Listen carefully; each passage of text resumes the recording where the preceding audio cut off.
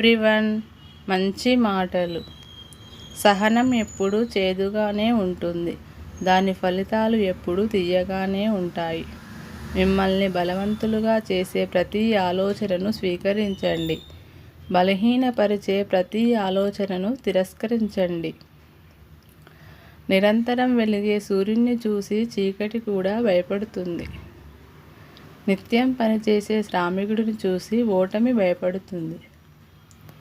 జీవితంలో భయం లేకుండా ఆత్మవిశ్వాసం ఉన్నవారు గొప్ప విజయాలు సాధించగలుగుతారు.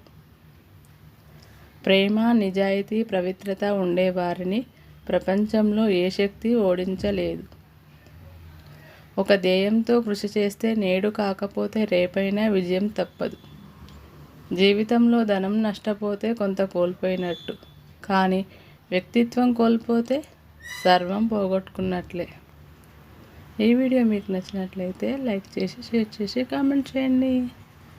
Thank you for watching. Please subscribe.